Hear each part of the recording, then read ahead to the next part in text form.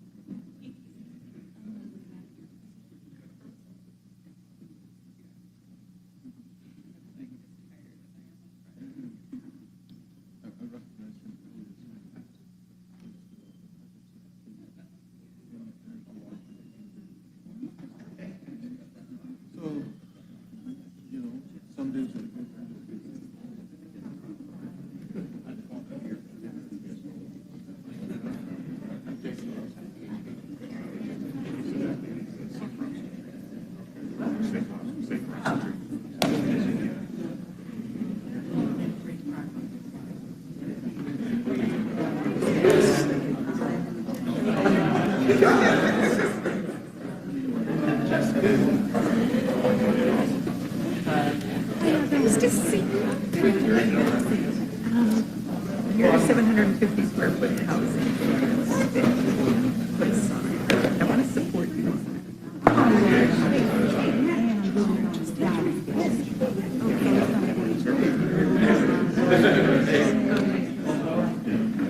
I didn't like everybody shouting it down. So I brought it.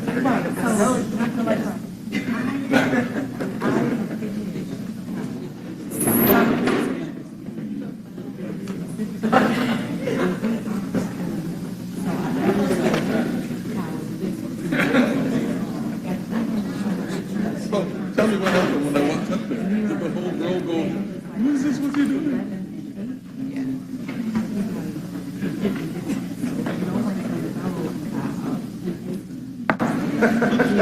Right. What I worry about is smaller communities, like for MARTA, they're going to be adding to Airbnb. How are you? Not to real housing. That's right. Yeah, so that's my concern too, and probably less in your neighborhood, in your district. You don't. That's why, that's what that looks like. Wow. Okay. But thank you very much for what I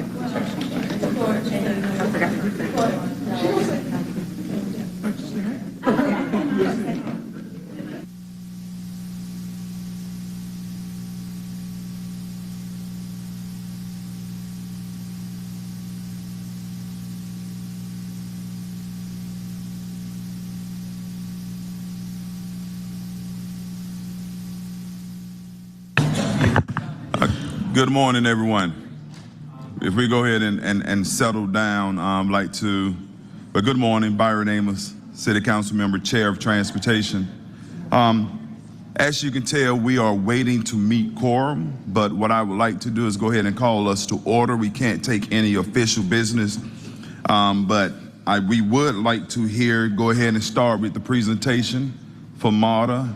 Hopefully we'll have quorum after the presentation and we'll continue with the agenda. But for now, we'll start with the presentation for MARTA.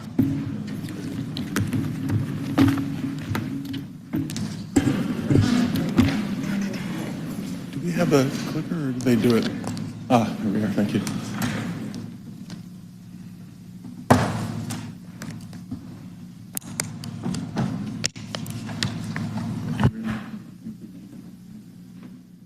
All right, good morning, Chair Amos. Members of the Transportation Committee, thank you for having MARTA here. My name is Collie Greenwood, General Manager of MARTA, and I also want to take this opportunity to recognize our board members, Jacob Zagabe, Jennifer Ide, and Sagira Jones, who are watching remotely, and also thank the many MARTA staff that are here with me in support of this quarterly briefing. Generally, we'll follow the agenda that we normally do, and the first item out of the gate is current service. With current service, you can see that our ridership continues to grow steadily. In fact, streetcar and mobility have rebounded from their pre-COVID cliff, while the other modes continue to enjoy year-over-year steady but slow progress. In terms of service, their bus shelters and amenities program continues to move along. You'll remember this was a 5-year promise, and in order to meet that promise in time for year-end FY24, we will have to have completed 250 installments. So there's 98 left to go, but of those 98, 53 are already in, 23 are under construction, and the balance are in permitting and design. So no doubt in my mind that we will meet that schedule. Of course, this is the picture of what it really means. Protection overhead and underfoot from the elements, a measured and managed space for folks served by these 3 routes in the Abbey Ridge Apartments and local businesses.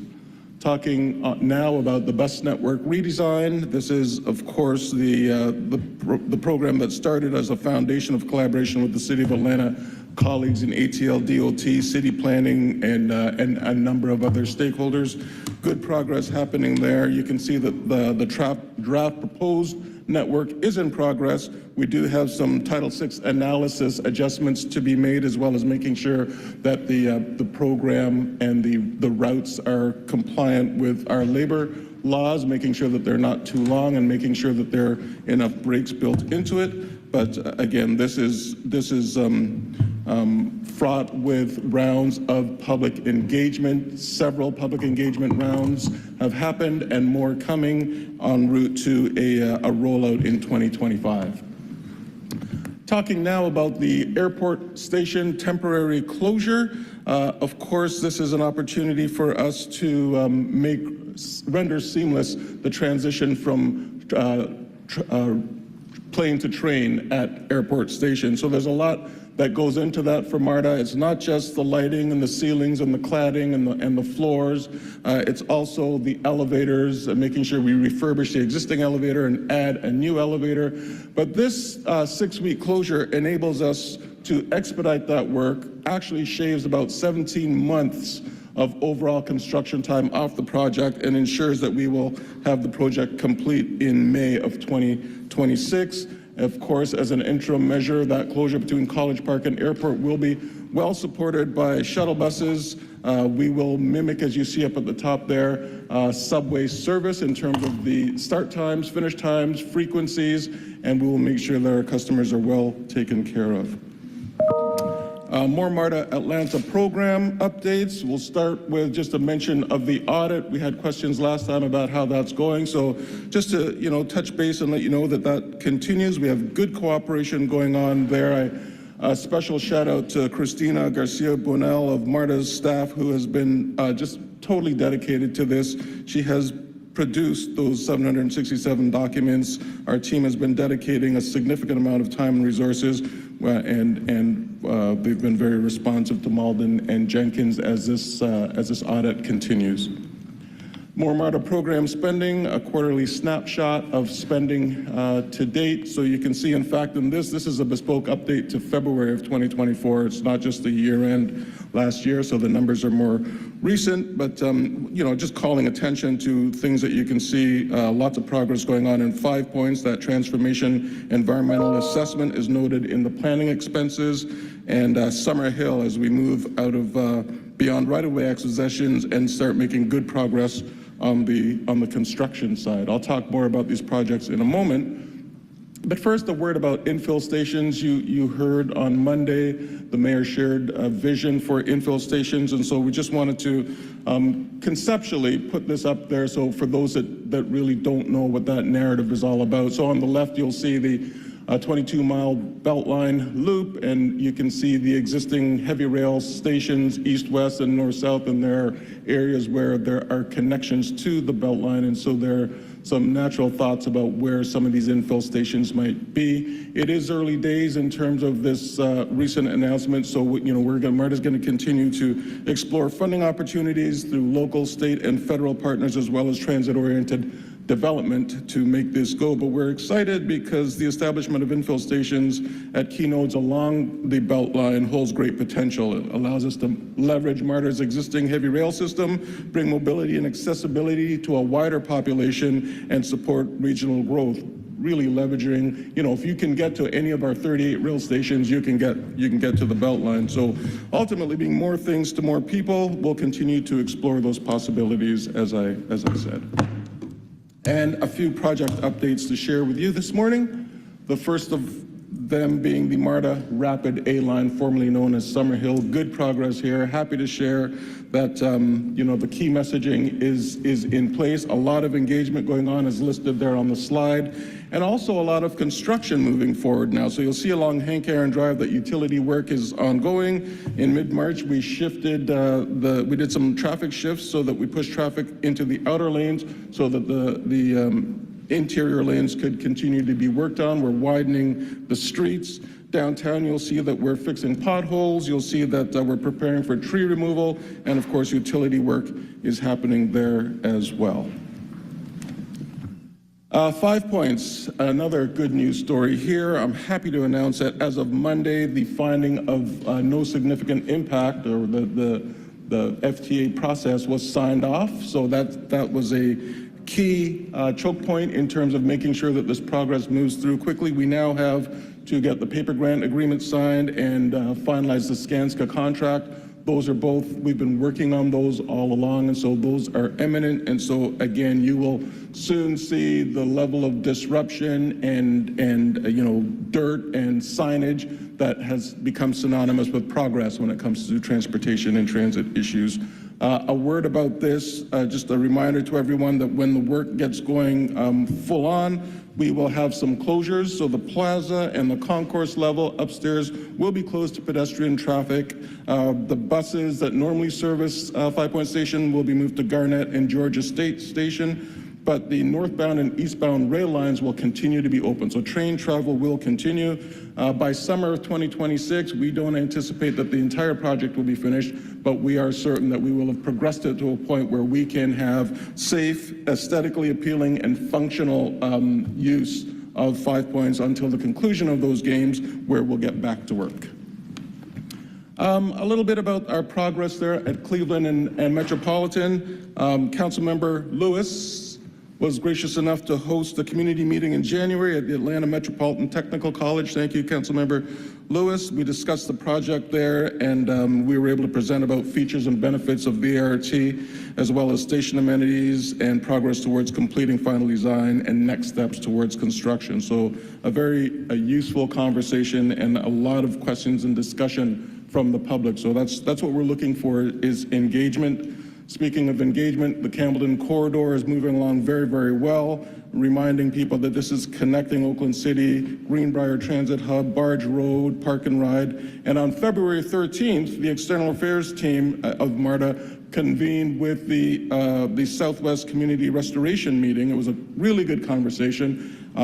We were able to hear from a number of folks in the room and share with them what BRT was, about the construction, the timeline. And in addition to technical questions, they also had interest in our plan for engagement. So that led to the bottom photograph in that collage, which was really MARTA hosting the first of several Campbellton Community Leaders Roundtables. And at this one, I think we held this on Monday. There were about 30 leaders from the community, and that included Oakland City, Baker Hills, Lawrence Valley, Continental Colony, Adams Park, Campbellton Greenbrier, NPUS, NPUR. A lot of folks came out, and it was good and engaging. And what we got from that is they were able to discuss with us the best way that they believe that we should engage with them and stay connected with them in their respective communities. So it was, again, good learning for MARTA, good learning for the neighborhood, and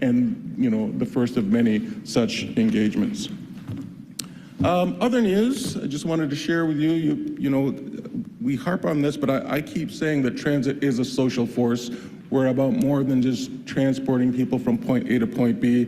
As we all know, the unhoused population is a national issue. It's not just specific to Atlanta, but the MARTA Police Department is working closely with the Atlanta Department to assist the unhoused population. Our chief of MARTA Police, Scott Creer, sits on the Airport Atrium Task Force, which is formed by Councilmember Michael Julian Bond. The next meeting is scheduled for tomorrow, and tomorrow I suspect the chief will boast about, this snapshot in time that MARTA has been able to work with our Hope Atlanta group with 15,000 engagements, 436 shelter placements, 14 reunifications with family, and 1,184 social service referrals. But I want to pan back a little bit and tell you that this program just started mid to late 2020. So in the 3.5 short years that we've been running this thing, the overall numbers of total engagement is 32,378. Shelter placements, over 1,400. 4,425 social service referrals, and 89 family reunifications. So to me, that is proof positive that transit and MARTA and the APD and the MPD working together as a true social force to bring what we need to this city. And more on the theme of transit as a social force, February, of course, was Black History Month. MARTA moving through the city, MARTA has recognized the importance of keeping the profile of this kind of success alive in the city. So we officially unveiled the Dr. King and Coretta Scott King bus at the King Center in January 4th in advance of the King holiday. And then additionally, to kick off Black History Month, our team partnered with Councilmember Andrea Boone to honor Rosa Parks and unveiled and launched the special Breeze card to commemorate that. Throughout 2024, MARTA will also be unveiling a number of civil rights dedicated bus wraps and talking about their role in the history of our community. These icons include Dr. Martin Luther King Jr. and Coretta Scott King, as you've seen there with the bus, Congressman John Lewis, Reverend Dr. Joseph E. Lowry, Evelyn Gibson Lowry, and Ambassador Andrew Young. And of course, the photo on the right, I'm inviting everyone in council to join us on April 11th at 2:30 p.m. after the board meeting for the official unveiling of the Juanita Jones Abernathy bus dedication. And with that, Chair Amos, I will yield the floor. Thank you, sir. Before we go any further, I would like to officially call the Transportation Committee together Wednesday, March 27th. City Council actually been joined by Councilmember Lewis, Councilmember Overstreet, Councilmember Wan, and of course our President, Councilmember President Shipman. A motion to approve the agenda. Motion has been made and second. Please open the vote. Can we repeat the seconder? Overstreet. Vote is open.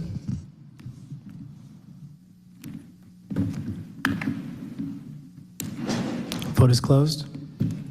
Motion carries. Motion to approve the minutes. Second by Overstreet.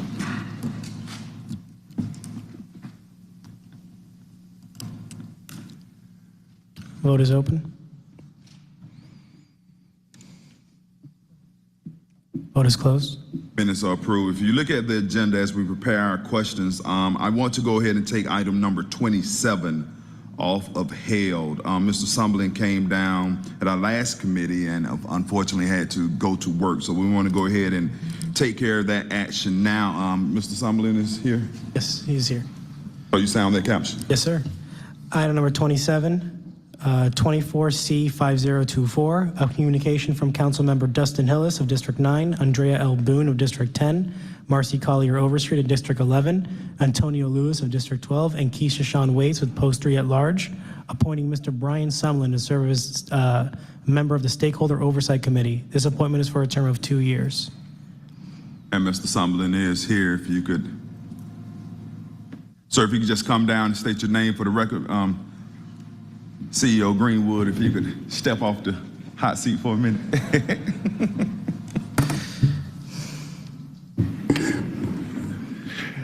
Hello, it's Brian Sumlin.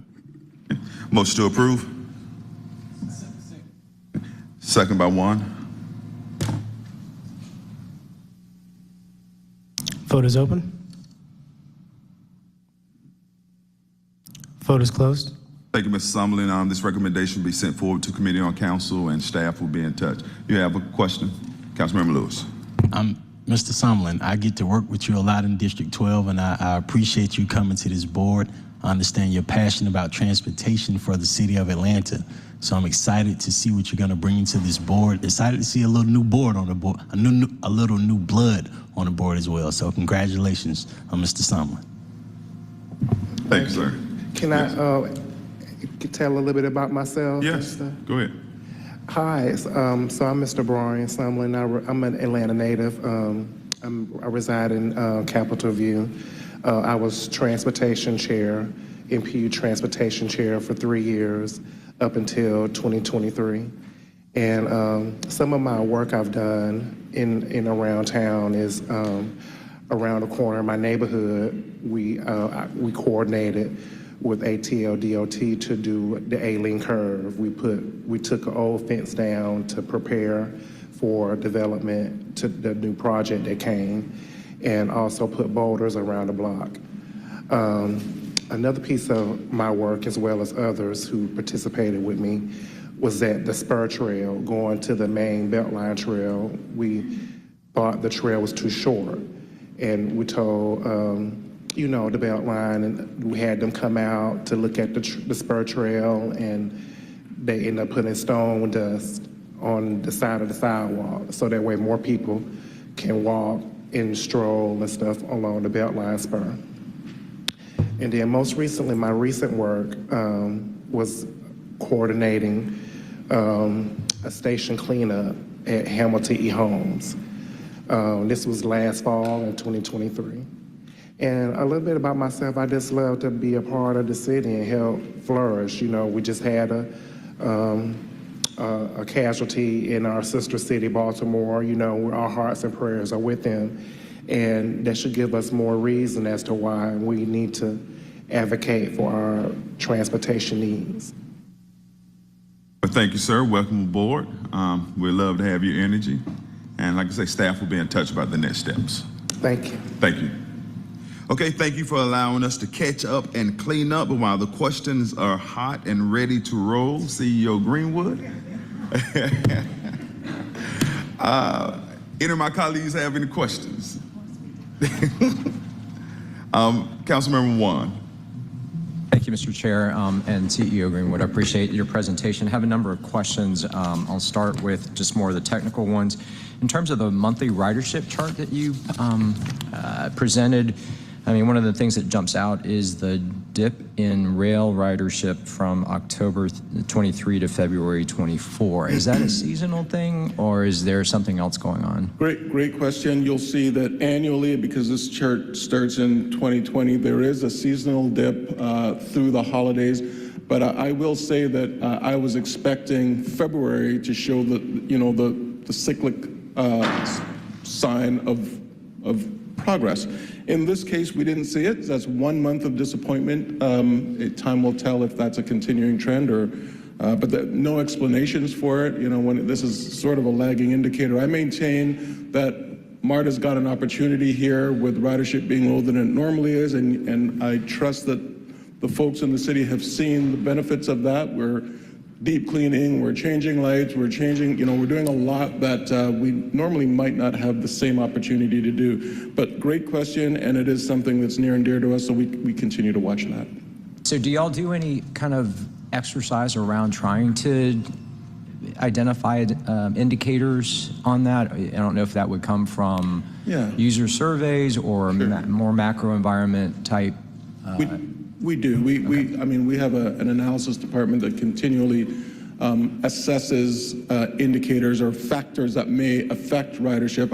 A lot of this has to do with the fact that we'll remember that Atlanta was voted the #1 place to work from home, to work remotely, right? We'll recognize that a lot of folks are still changing their travel patterns. And so that means that the number that we used to hold near and dear as ridership pre-pandemic may not be for any time soon the number that we should be targeting. I maintain that Atlanta's got another strength, that is migration towards Atlanta continues to grow. We're now #6 in terms of the sizes. So we will get back to those numbers. The question is how quickly.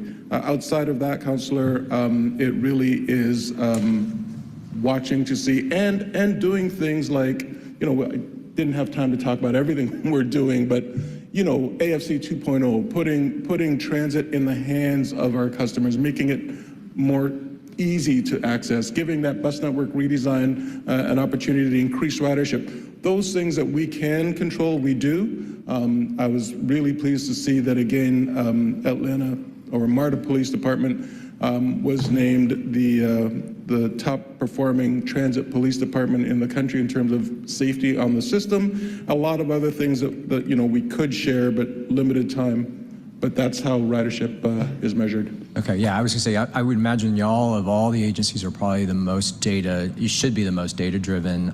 You use that to factor in routes and schedules and frequency and all that. So I'm glad to hear that y'all are gonna keep an eye on that, because that really did surprise me a little bit. And that technology with AFC 2.0 will allow us to go even deeper in terms of ridership analysis. Good. Second question is around the audit. I don't believe I heard you mention a time frame on that. Obviously, those documents and the volume is massive, so I appreciate the fact that it will take time, but do y'all have an anticipated target timeline? I don't. Okay. Malden and Jenkins is running this, and MARTA is supporting, so our goal is to provide them everything they're looking for, and I suspect, based on the level of intensity, that we may be approaching the point where they're ready to finish our analysis and start writing, but I can't say that for sure. Okay, all right. Well, I trust you all will keep us posted on that.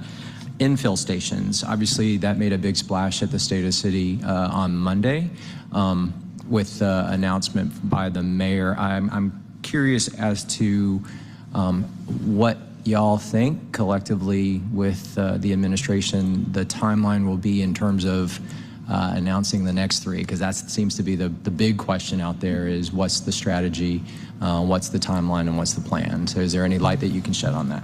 I would love to name them now, if that's okay. No, I think there's a lot of work that has to happen between the administration and the MARTA staff to make sure that, the last time infill stations, let me back up. It's not a new conversation, as you know, right? They've been on the schedule since 2007. They've been conversation in 2017 when the list was voted on. They were a part of that. So, none of that is new. But what is new is the conditions in which we're proposing to execute on that. So there's a lot of financial analysis that has to happen, a lot of scope analysis that has to happen. I think when we soon get to a point where we're comfortable saying, yeah, these are the locations, I think the mayor's administration and or MARTA would be happy to share that. I mean, if you've been, I'm sure y'all are tracking the buzz online in social media. It seems very favorable. It seems that the strategy makes sense and creates all sorts of opportunities. So I'm really excited to hear this. And again, I think that's what's creating the curiosity and just anxiousness in terms of what the other stations might be. I will put a District 6 plug in. Obviously, Armour Yards is one that was on the list that was approved by the voters. Just recently got the $25 million raise grant in terms of the Beltline and connectivity to MARTA. I think that, I know that y'all are getting lobbied, but I'm hoping that one also rises up to the top of the list, and would love to be part of that announcement as well. Thank you. The last thing I will say while we're talking about more MARTA is, again, putting my District 6 hat on, Clifton Corridor. And obviously, if Armour Yards becomes an infill, that also changes the dynamic or elevates the dynamic, quite frankly. I wasn't in your slides, just didn't know if there was anything that you could share at this point regarding that project. Yeah, thank you. And of course, there are a number of projects that we're involved with that, given the limited time, I just made the decision that there wasn't a lot of progress on Clifton this quarter for me to really share, but it maintains its status as a very important project. Serves, the largest employment center. Thank you. That doesn't have major transit or highway treating it. So, very important project, and we'll be happy to highlight that on the next one. Very good. I appreciate it. I mean, again, I think the infill station strategy makes that kind of even more intriguing and hopefully even more favorable in terms of the opportunities it'll create, not just for the district, but also connecting workforce to jobs. And I know that that's a priority of the mayor's as well. So, but I thank you for your report. Thank you. Thank you, Councilman Juan. Committee members and President Shipman, between the customary head nods to speak and hitting the buttons, the list got a little fluctuated, so we were going in this order. We have President Shipman. Oh, no, go ahead. Okay. Okay, so democracy wins. Councilmember Overstreet, then Lewis, then we'll wrap it up with our president. Okay, well, I'll be quick because, you know, I just think that you provided a nice snapshot of different things that are happening and some of the questions that we have. And, you know, I appreciate that. Thank you for your presentation. Thank you. For sure. And it's only one major thing that I'd like to see per presentation, like every time you come before us. I would really like, other than just seeing our projects for More MARTA in the broad span of planning stage or you know, construction or what, I don't know the stages. I'm not sure which page that was on. And, Yeah, design. I would like a little more information every time you come where our project's concerned on a timeline. Okay. Just to make sure that we stay on the same page with that. Because I just don't see that here. And I want to know more than the burn rate. I want to know, you know, the timeline, just so that we can stay on point. And then when we're speaking about like the new infill suggestion, I just think that that's phenomenal. Just so you know, I just want Atlanta to be purpose-built. It's never about, you know, one project or another. It just needs to make sense and be something that is useful to our riders, our residents, and, you know, something that is current and is useful today. And I think that beefing up the lines that we have is a really good start. And so I was really happy to hear about that. I think that we need so much that you can't pick a bad spot, to be honest. I just want to make sure that we're always using our equity lens while we're doing it. But I don't think I'm going to have a problem with any of your spots, including Armour Yards, Murphy's Crossing. Like, it's all going to be great. We need it all. So I was really happy to hear about that. Just so you know that I was actually happy about that. I did want to talk right quick about that month, that February ridership that didn't jump up like you thought it was. From a regional lens from the ATL board, I will say that if you look out a whole year, what's really the star right now is micro-mobility. And those numbers have really been popping off the charts. People have fallen totally in love with micro-mobility. The van pooling and all of that is just really taken off, and that probably does take away from those that would go out of their way to a park and ride to get on the hard rail, the heavy rail.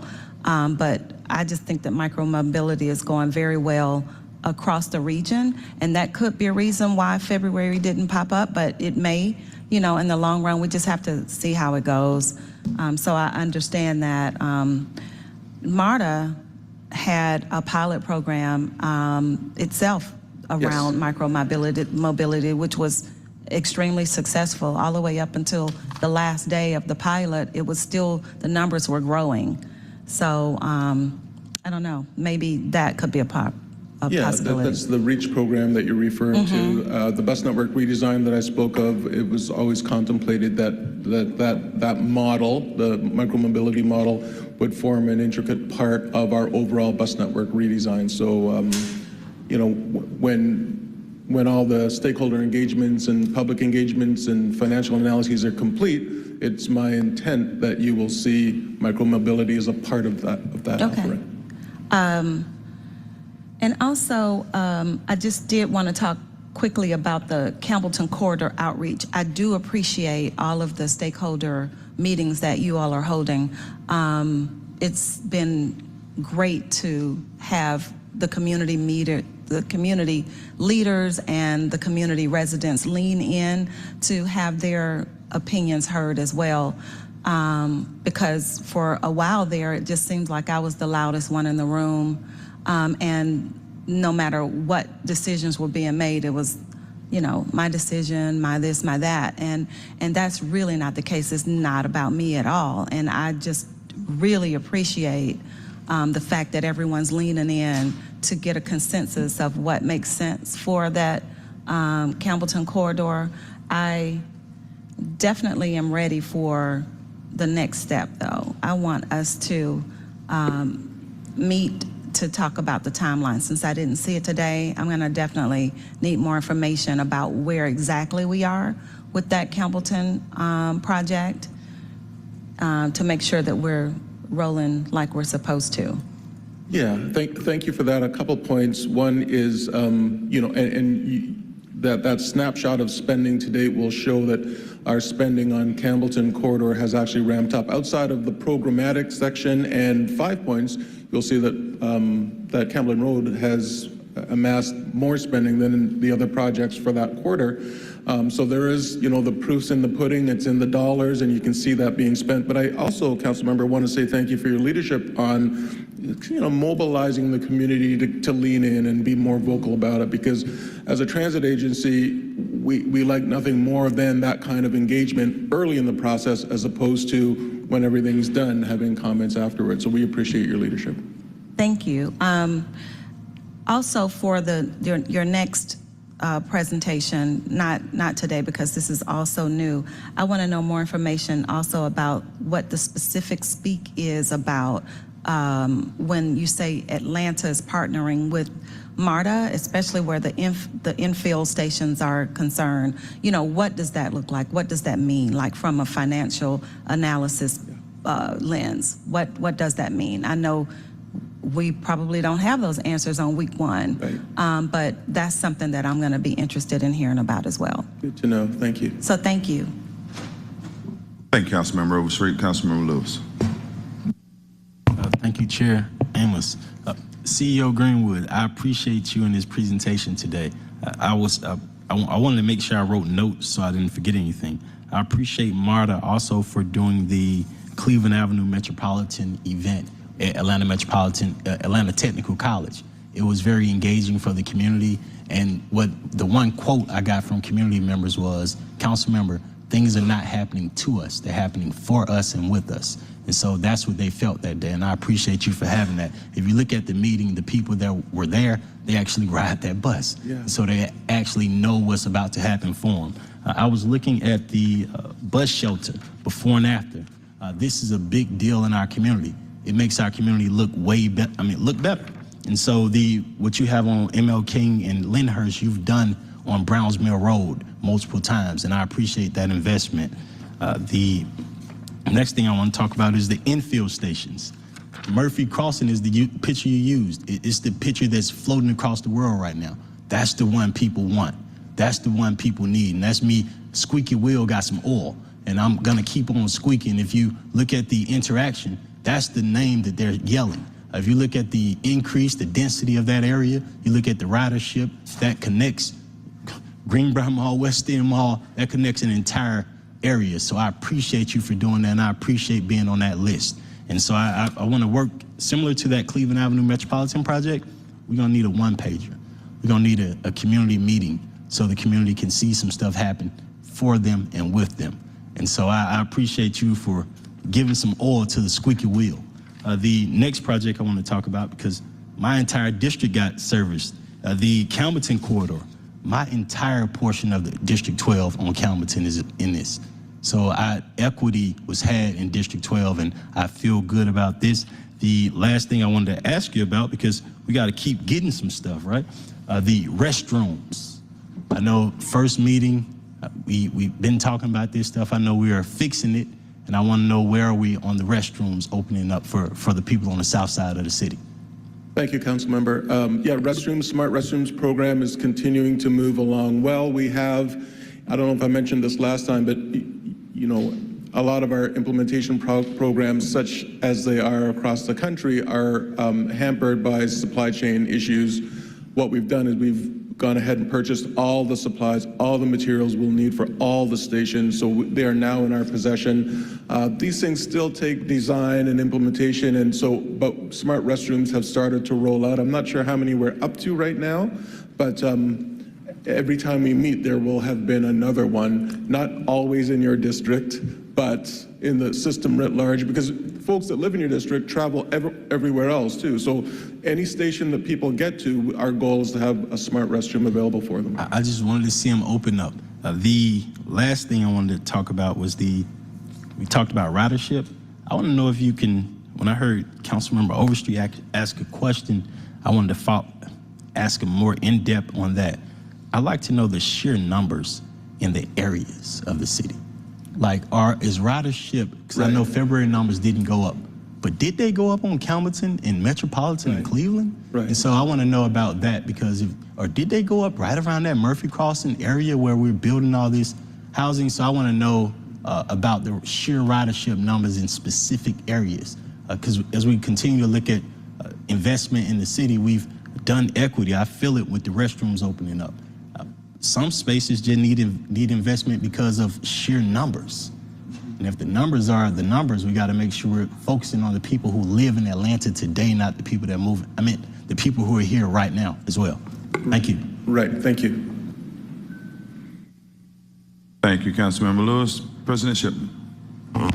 Thank you, Mr. Chair. CEO Greenwood, thanks for being here. Lots of good stuff happening.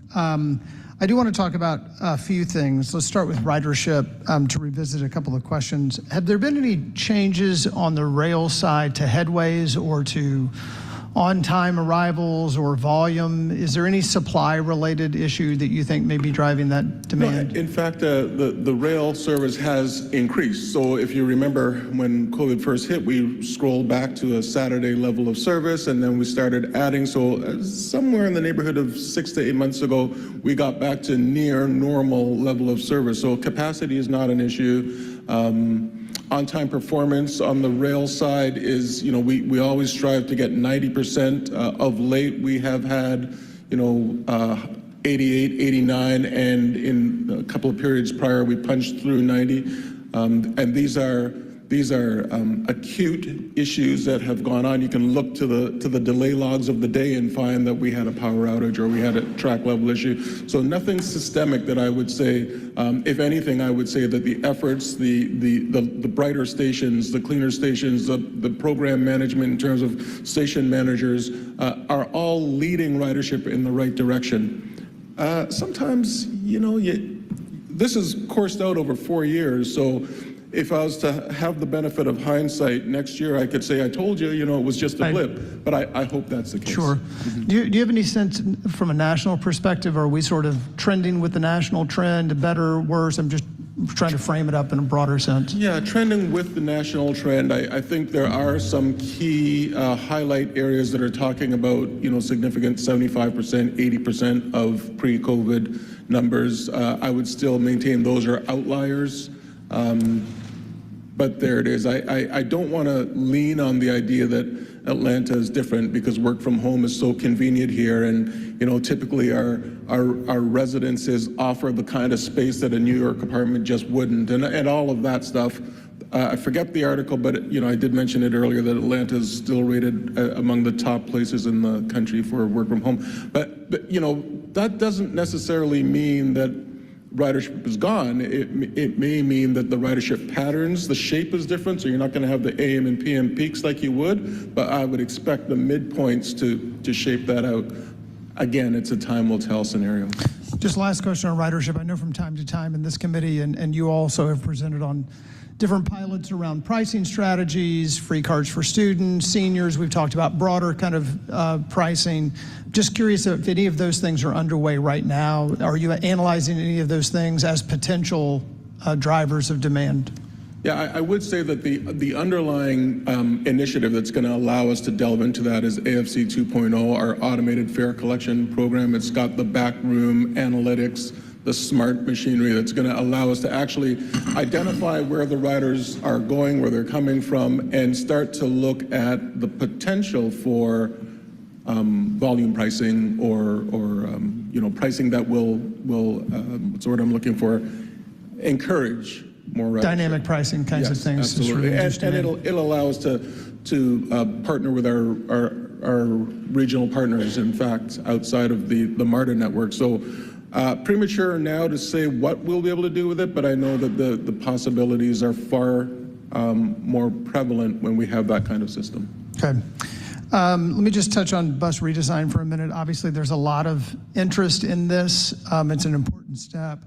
I believe, according to the website, we're in the third step, which is where a draft is forthcoming. Is that right? We haven't gotten a draft yet, correct? That's correct. We had a preliminary draft, and like I said earlier, that analysis said that you need to go back and take a look at making sure that Title VI is honored. That is, that there's no disproportionate disadvantage to underserved communities.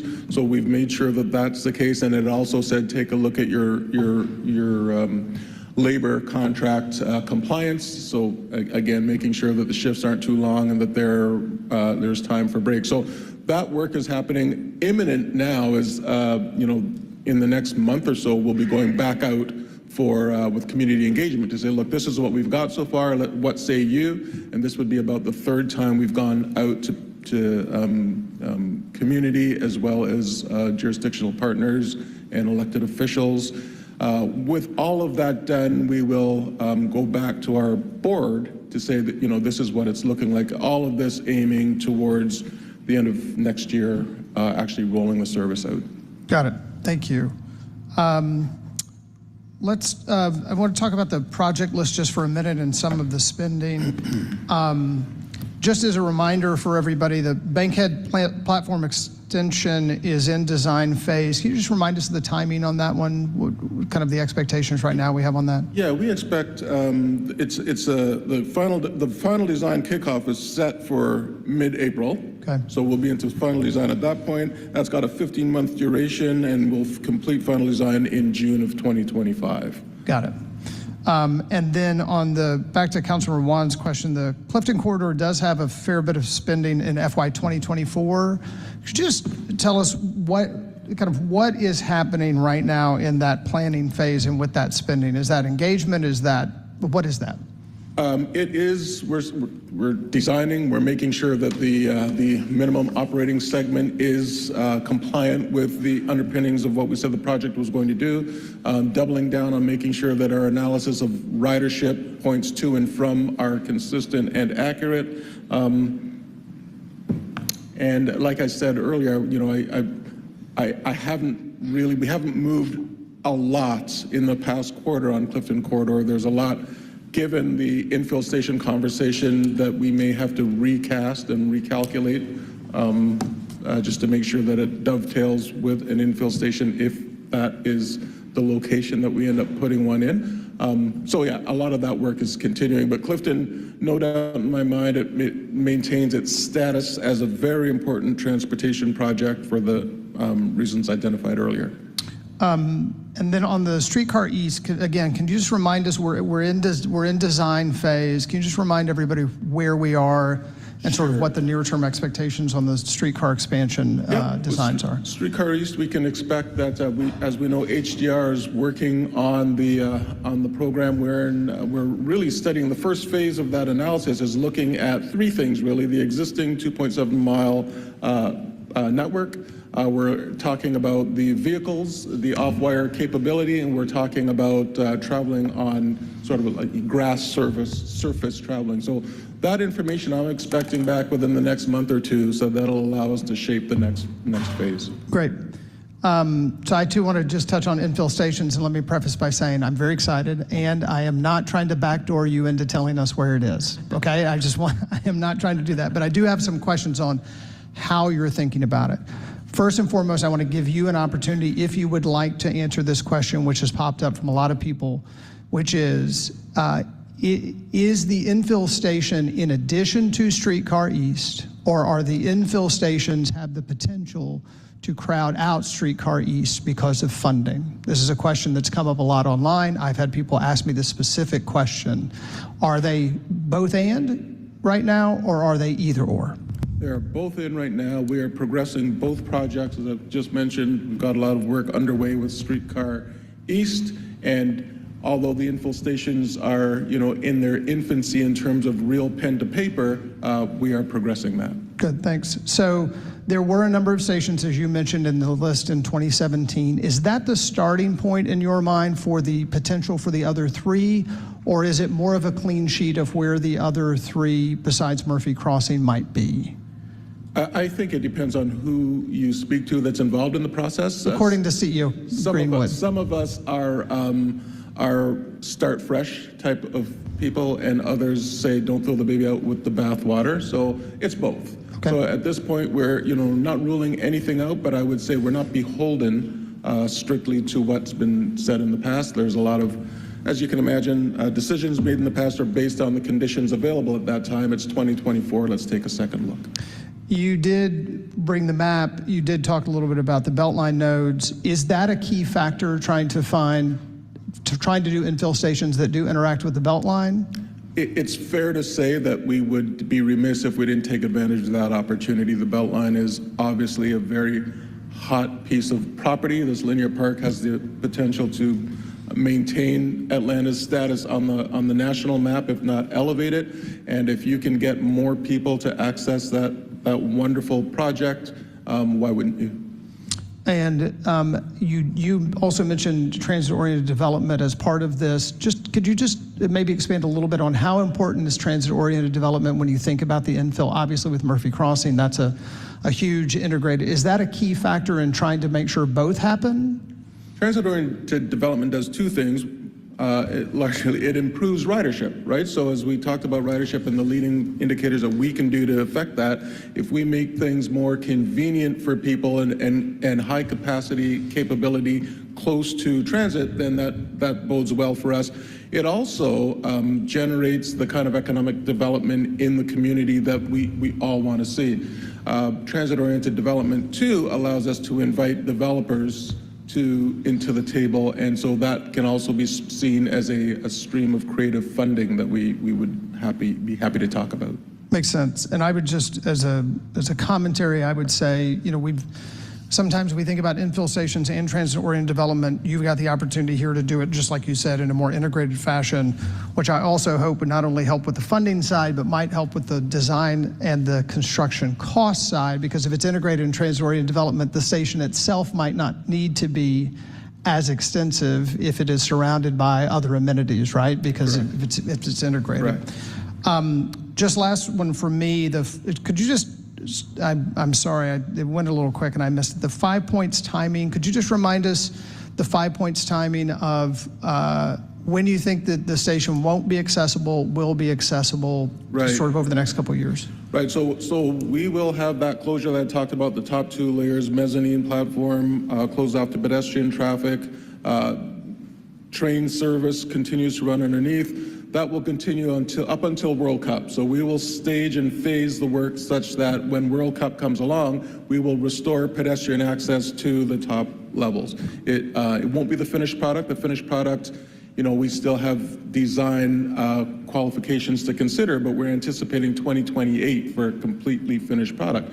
But summer of 2026, we will have the aesthetic hoarding up, we will have functionality, we will have safe access and egress. It will still be something we can be proud of, but those are the phases. Got it, that's helpful. Thank you very much. Thank you, Mr. Chair. Thank you, Mr. President. Mr. Greenwood, no questions, but just if you could have someone from your team schedule a meeting with me to talk about your game plan leading up to Copa and how that will lead into the World Cup, it'd be greatly appreciated. Will do. Okay. Especially focus on Vine City Station. You got it. All right. Thank you. Thank you all. Okay. We will move ahead now with public comments. Reminding you, well, first before we do that, we see presentation, Atlanta Regional Commission was actually submitted to us in writing that will actually hopefully be posted to the website, and each council member should have that. Okay, good. Now we can go to public comment. Remind you, you will have 3 minutes, which will appear on the screen. First up, we have Mr. Walter Brown.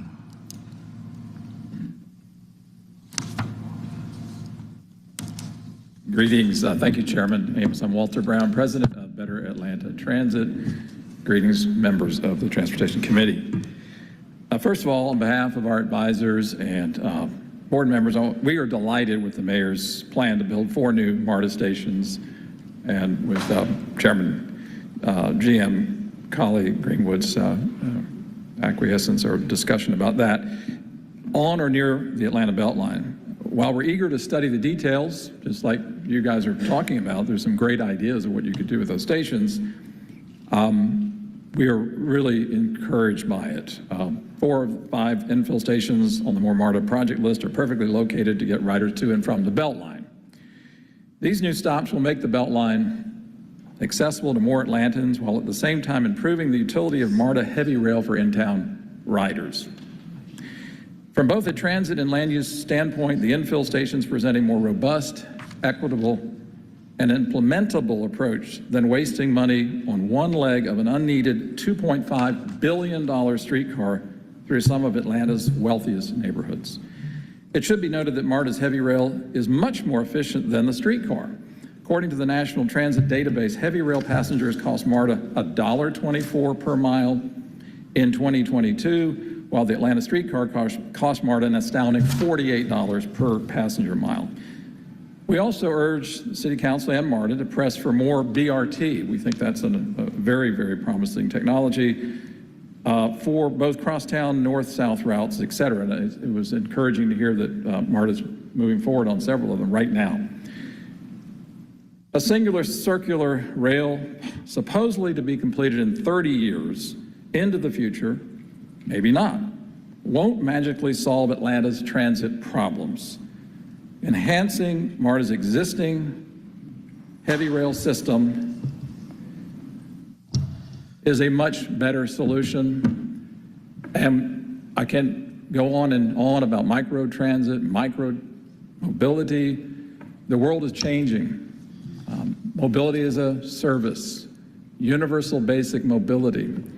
We're putting a conference on April 11th. We'd invite all of you to come to it. It's in cooperation with Georgia Tech.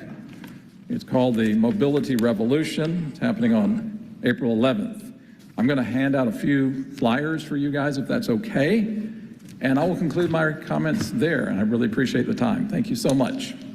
Thank you, sir. Next is Mr. B. Summerlin.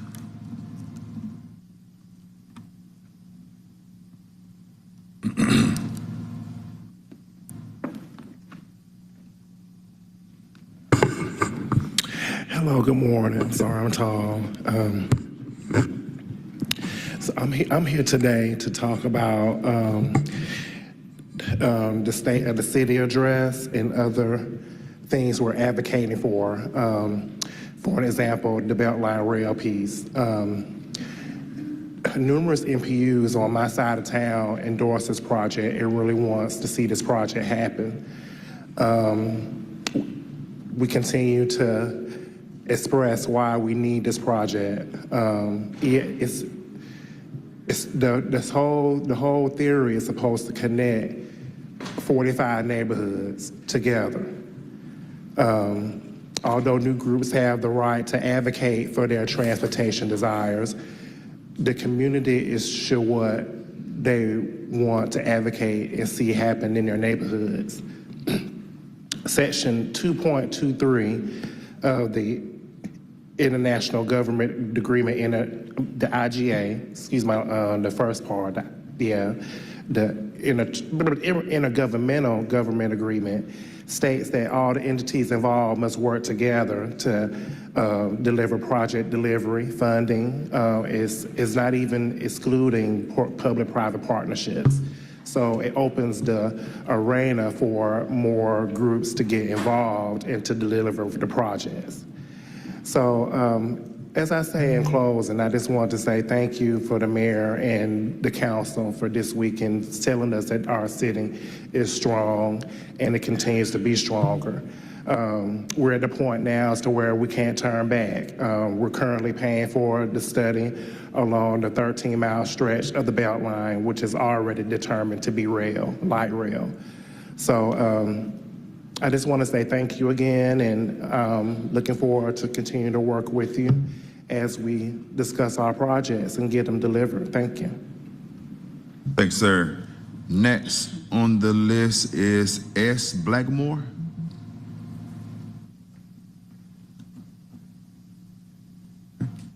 S. Blackmore. Okay, moving on, Joseph Sims.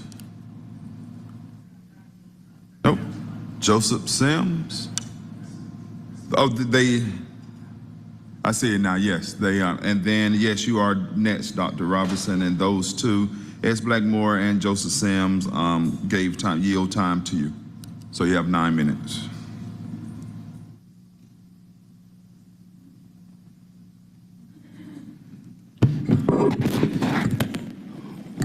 Good morning, Council. Good morning. Council President Doug Shipman, you got a new nickname, man. 50 Cent, 21 questions. I would like to commend CEO Greenwood for standing up here and taking all the heat that you guys give him and answering the questions directly. I just want that same energy to be given to the airport. We seem to not want to ask them anything. And Mr. Shipman, Council President, you always seem to come when MARTA come, and I know you have some questions, and I love your questions because I get knowledge when you ask them. I just want the same energy and respect given to those who are at the airport. We seem to not want to ask them these tough questions. We let them give presentation. Always says, thank y'all, they look wonderful. You don't ask any question. Where's the minority spend report? Where's the proof that we are paying 30% to minorities at the airport? Make them show us that data and go through it. Stop letting them come down here and lie. Councilman Lewis, Councilman Overstreet, Councilman Amos, and Councilman One, we had the airport maintenance down here last week, and you guys told the airport and HR that you want to report the next transportation meeting. It is 2 weeks after. We need to be asking them that today. Our HR commissioner, Charlisha Smith, I'm not going to even play games today with this because they've been playing on my name. She met with airport maintenance yesterday for 3 hours, and she told them they don't care if they record it. So I have the recording. Told them that if they continue to talk with me and meet with me and organize, they will not help them. Let me just be clear, man. I talk to my mother every day. I take my sister to the chemotherapy every day. My grandmother raised me. I was raised by strong women. I was raised that a woman's place is wherever she wanted to be. So let's not get this confused about women. We had 3 or 4 women came down here and complained about sexual harassment to an HR majority women division. Nothing was done to help these women. But instead, you go out there and tell them if they continue to talk and work with me, you won't help them? Man, we can't play with that. Man, we cannot allow that. You have an HR commissioner that are hijacking other commissioners who come in here that are afraid to say that she is holding up they hire because of things that they have said and they don't get along with. How are we gonna allow an HR commissioner to hold up hires that department needs, but they're afraid to say something because they afraid of her? Bullying going on in City Hall from your HR commissioner. Hijacking other commissioners, won't hire their key people. Come on, man. Are we serious? I'm not saying that an outsider can't do a job, but if Atlanta gonna influence everything and we got enough talent here, why are we going down to Miami and getting people that don't give a damn about the people in the city of Atlanta? For all the departments watching, I don't blame y'all for being afraid to go down there and talk to her. I've told her things that she's gone back and told other people in departments. That's an ethic line right there, man. You can't draw that. If you're a labor lawyer, people come down here with labor, it should help them. Why do we even have a labor department, Mr. Lewis, if they're not gonna help the people? They come down here and do all this fluff, and they meet them and talk to them, but nothing is getting done. Nothing is getting done. Lisa Gordon, I think her last name is Benjamin now. We ain't seen her not one transportation meeting. Does the COO not have a relationship to report with the airport or not? Do they not? I respect everybody's authority, but I don't care about being friends with nobody. I speak for the people, take up for the people. If we want to kiss the second floor butt and we want to kiss the HR commissioner butt, you're in the wrong place. Council, you have a duty to uphold the people, not to be friends with HR commissioner, not to be friends with the mayor and the staff. If it calls for us to have a hard conversation, the same way we do with MARTA, God darn it, we need to do it. Politics is not about being friends once you get elected. No, the people vote you in, The airport don't vote you in. The people vote you in. These same people, got grown men coming out here crying. Women coming out here crying, told the HR commissioner that, hey, we are being sexually harassed. Nobody did nothing about it, but you put a woman who say that this guy sexually harassed her, you put her on the third shift with the monster? Come on, man. But airport get up here and lie. HR has been lying for the last 2 years and playing games and lying. And I got the proof. She's on recording. Calling me an outsider. No, you're the outsider. You're from Miami, Florida. I'm not an outsider. I'm a native son. Grady Bowen, Bowen Home, Ralph Bunch Middle School, Frederick Douglass High School. We're not going to continue to play these games with these people, man. So I dare you to ask other commissioners, is it true? Is the HR commissioner, Tarlisha Smith, holding up your hires? Y'all wonder why it takes so long for other people, regular people that don't know you, why it takes so long to get on board, Mr. Warren? Because they holding it up, playing games with them. Those who they want to get hired the next day, I've been doing it, they get hired quick. But they play with people, man. We got to stop that. We got to stop that. So I've seen the report when Ms. Jaffarel put in her FMLA. It was approved the same day with no doctor's note. No excuse why you're going out on FMLA for so long, but it was approved. From the airport HR April board down to Tarlisha Smith. But we're afraid to tackle these things and ask these questions, man. We can't be playing with these people. People lose their lives out here. Afraid to lose their job. People are so proud to say they work over there in the second floor in the mayor's office. They want to kiss butt as opposed to try to work with folks and get folks stuff done. People so happy to be down there in HR that they don't care about the people no more. We let a guy that worked in benefits that was over, Tardell Bates, he was found with porn on his computer. He was found for taking bribes from Blue Cross Blue Shield. We let him resign, Mr. Amos. He wasn't fired, Mr. Warren. The Council President Shipman, we let him resign. The city found porn on the city computer, found that he was taking tickets and bribes from the benefits, from the insurance, and we let him, I think, resign with a $1,000 fine. People have been fired for less than that, but we let this guy resign. Nobody asked HR commissioner why that happened. Ethics found him guilty as charged. HR let him go, but we don't want to ask that. So that's my only issue, Council President. If we go ask MARTA 21 questions, I've been doing it, ask the airport and HR commissioner the same 21 questions. Why are we not doing it? What are we afraid of? You guys approved a salary, you approved the hire. Can we get rid of them? I understand when you go out and you get people, and people tell me, hey man, when you say those things, you know the mayor hired those people, brought them in. Hey man, sometimes it's okay to say, hey, I made a mistake. I thought I was hiring the best and brightest, but it turned out I didn't. And if people care so much about the mayor, the airport wouldn't be acting the way they act in the mayor administration. They wouldn't be allowing people to be treated that bad. HR wouldn't be doing that if you care about the mayor. They don't care about the mayor and his administration if you treat people that bad. I'm not at fault because I speak on it. No, you're at fault. If anyone owns business in here, is it not true that you don't fire people? People fire themselves.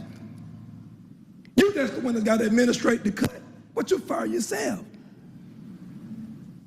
Nobody is above reproach. I don't care who it is. We got to stop tiptoeing and afraid to really ask the hard questions. It's cool to go to Maynard events and say, oh, Maynard did a great job. Are we holding the airport accountable for what he stood for and what he started? Where's the minority spend, Ms. Overstreet? Where is it? Make them show the data on how many minorities have gotten paid at the airport the last year, the last 2 years. Show that data. They cannot show it. Thank y'all. Thank you, Dr. Robertson. Next on the agenda is Attorney Ross.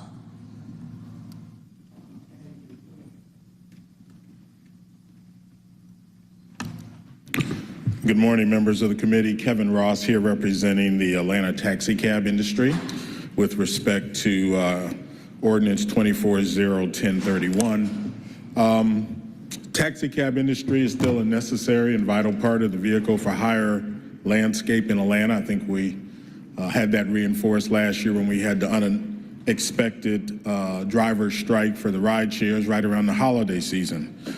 And we've been working for a while to make sure that we can compete fairly with other aspects of the industry. We thank this council for last year adjusting the fares and increasing the fares for the first time in more than a quarter century. And 24-0-1031 is in the same direction. The theme behind this legislation has been leveling the playing field. I think that's even reflected in the caption. And it's been held in committee for a couple of months while we've been working with the airport and the law department on a couple of issues. The key points of the legislation is it allows taxi cabs to use digital or electronic meters like the rideshare companies do. It eliminates certain outdated requirements, such as all vehicles for a company have to be uniform. Obviously, rideshare vehicles look different. Eliminates the top light requirement. All these things add expense to the industry, but serve no modern purpose. Increases the age limit back to what it had been approved by the city a number of years ago, back to 10 years.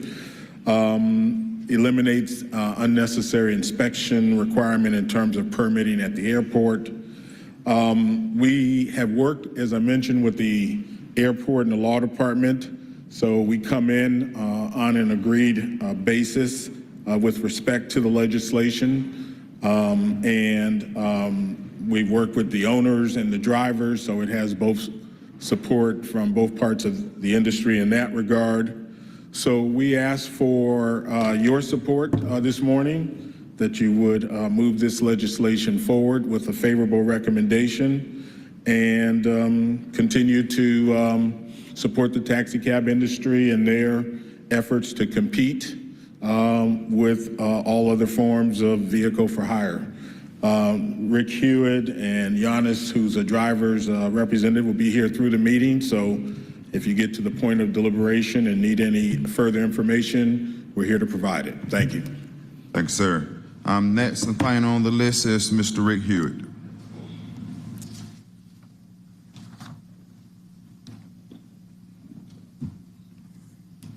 Good morning, council members. How are you? I'm Rick Hewitt, president of Checker Cab Company. We're enjoying our 77th year of providing service to Atlantans this year. I first of all want to thank you for the rate increase that we got last year. It is helping. Unfortunately, our industry is still suffering, trying to catch up from COVID at this point. As you're probably well aware, we were kind of cut in half by the Uber and Lyft thing. And then the pandemic certainly put a lot of businesses and a lot of drivers out of business. We have business. Our biggest problem right now is hiring drivers, and we're trying to do that every day, but we would appreciate you moving forward 24-0-1031 so that we can continue to try to survive and prosper in the future. Thank you. Thanks, sir. Okay, with that being said, that concludes the public comment section.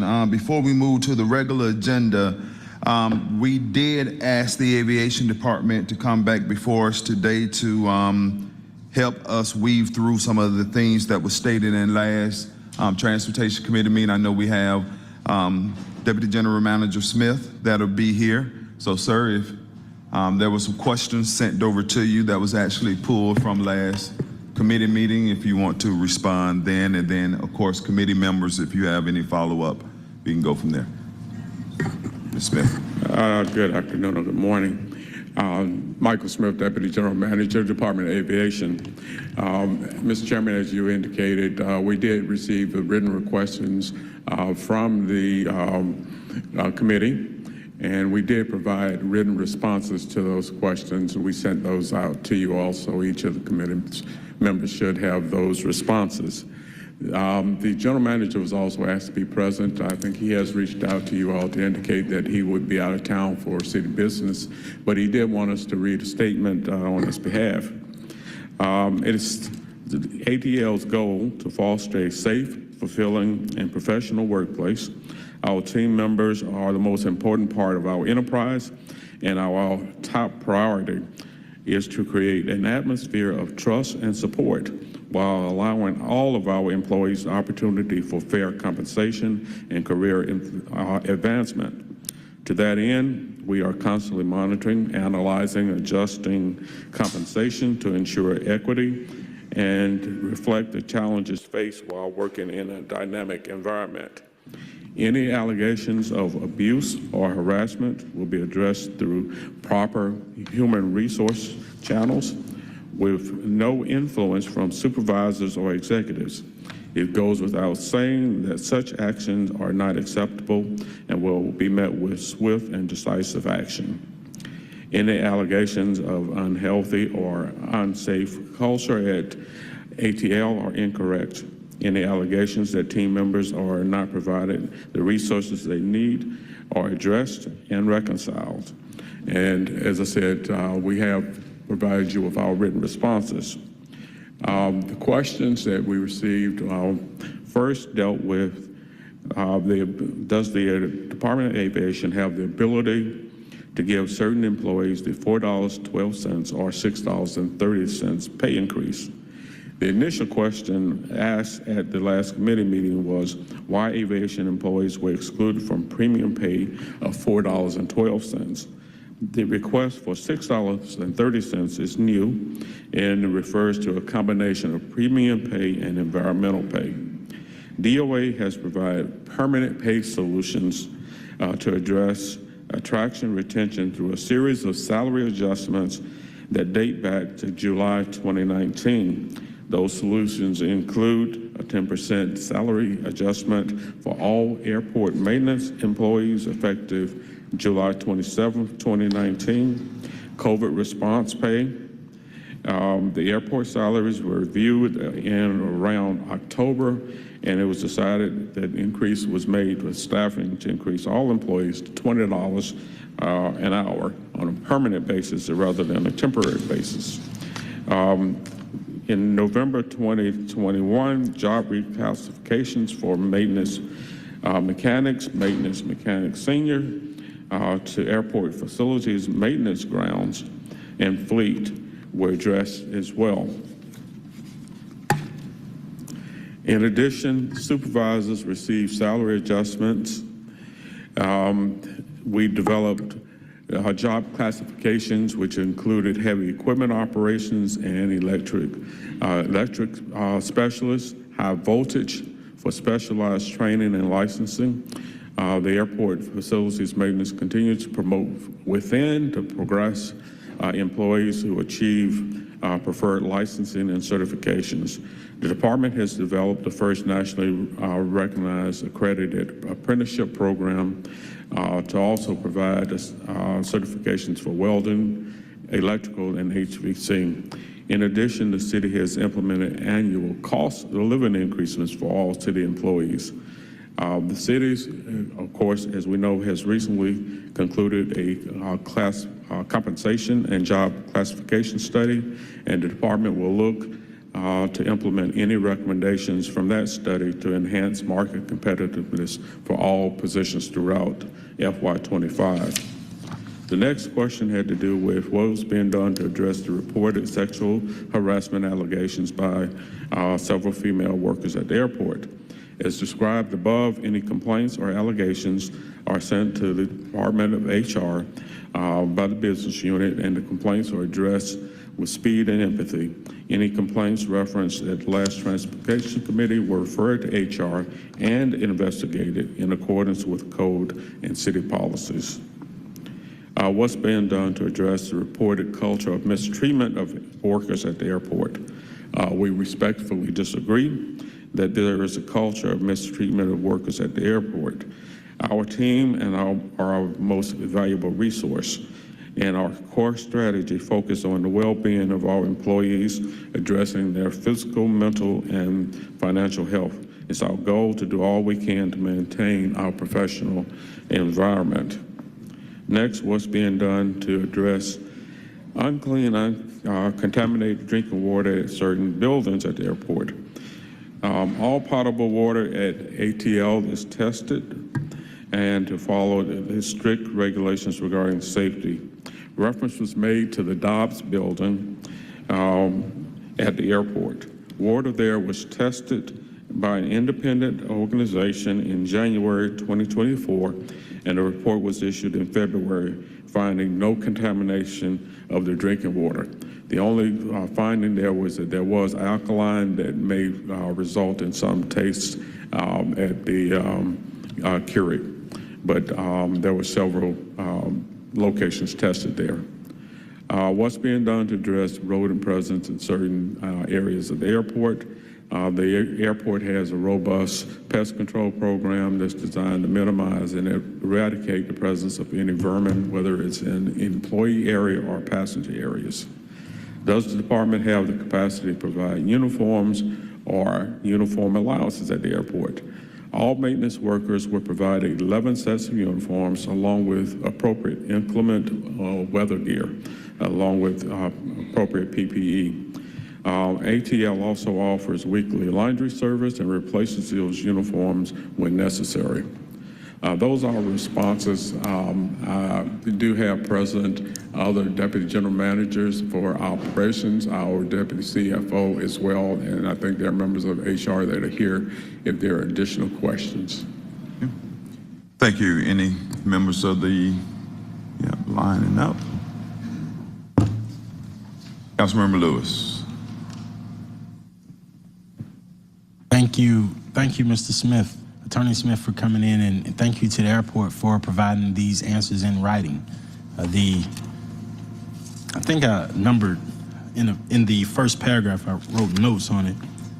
I think they spoke about being unhealthy, unsafe culture at the ATL. You said it was incorrect. Well, and what he wrote was it was incorrect. And then on the second page, just staying on the same subject, the question number 1, where you said that the workers feel they're being mistreated, and you said that was incorrect. Imagine what we saw.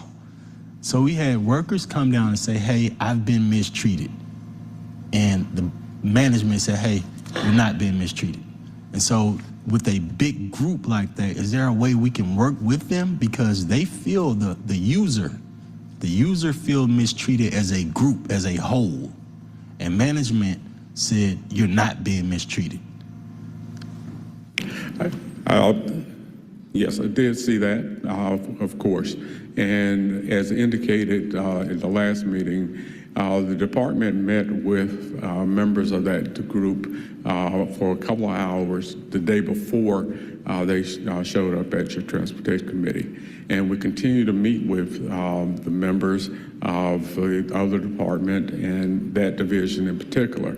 As indicated, as your public comments, even the HR commissioner has come out and met with them. We met with members of the union that represent certain members of the division. So yes, we are continuously meeting so that we can get to a common solution and so that no one does feel mistreated. And again, it is our desire, of course, and our, from a leadership standpoint, that everybody be treated with respect. Okay, but once again, to me, if a group of people, because you met with them a day before, and they still came down and waited the entire time period, they still waited that entire day, and they came in droves. It was probably a top four issue in City Hall since I've been here. That's how many comments spoken to one issue. And so for them to say that and you to say, for management to write a letter back after hearing them, they say, hey, I disagree with what you just said. That's the user. I don't get. Well, I think a lot of that had to do with, again, with pay. And I think that is the one of the things that they're doing. Now, again, I have the deputy general manager here who normally deals with the employees at that division. And again, to come to some agreement so that they don't feel like they're mistreated. Okay, I appreciate you. Thank you, Chair. Thank you. Next speaker, Mr. Wan. Thank you, Mr. Chair, and I appreciate, Mr. Smith, your comments are the comments that are prepared. A couple of questions. Number one is, one of the reasons why I wanted this in writing is so that it's documented, particularly around the salary issue. I mean, there's a lot of stuff that you have here. I guess how best can we get these responses to those that did come down here and express their concerns? Because I do think it's important that they receive this and understand as well. And I don't know if that falls on your department or your communication chains, or if there's a better way for us to do that. Well, we certainly can provide them the handout, of course, that we've provided here, but we've actually had face-to-face meetings with them and talking exactly on these particular issues. Okay. Well, I think it's important that this information be shared with them, since it is in writing, at least is provided to them. I want to follow up on Councilmember Lewis's question regarding the mistreatment. Help me understand. Much like there is a process for sexual harassment claims, there is a very set process about reporting and kind of review and mitigation. For mistreatment, which is a pretty broad term, what would that process look like? And to the extent that an employee disagrees with their immediate management in an assessment that there's no mistreatment, what other recourse or what other paths do they have within the administration in the city to be able to have that reviewed and investigated?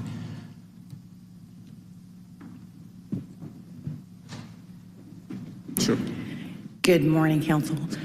Candace Colas, Deputy Commissioner, Human Resources, Compliance and Regulation. It's a great question, and I'll try to address both things I heard. To the specific people that came down 2 weeks ago for transportation, every single one of their issues of concern are in the Compliance and Regulation Division. They are active investigations, and we're not really at liberty to talk about them. One of the employees, excuse my voice, one of the employees that came down here hasn't been an employee here since 2021. I applaud the folks that came down and made their issues known. I gave all of them my direct information so they can contact me. We've been in constant contact with them. To your specific procedural question, in the event that an employee brings an issue to their manager and their manager does not handle it the way that they want it to, the Office of Labor and Employee Relations is always an aspect, an avenue for them to come to. They would come down, they would lodge a complaint. I also know that they can lodge a complaint with their deputy GMs, et cetera. In human resources, it is really, really important to our team that employees have a voice, that they know that they can go to anyone, which is why I literally shared my direct contact information with them. In the event that they are not satisfied with the Office of Labor and Employee Relations, we also have an integrity line. We have multiple avenues for employees to get their issues heard. Sometimes when employees don't feel like things are happening fast enough, they escalate it to another level before allowing that process to finish.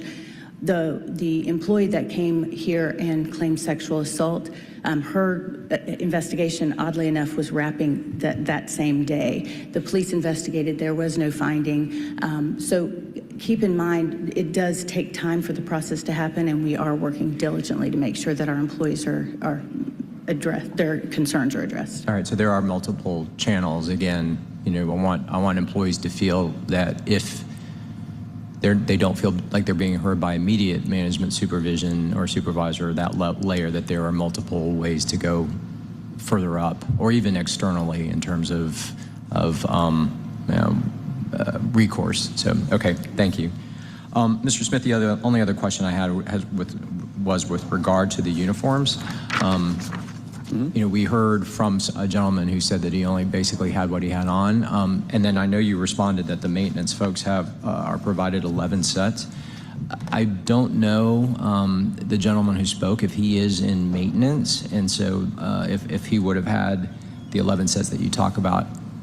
So that's question number one. And then question number two is, outside of maintenance, are other employees also provided equipment and gear or an allowance for that?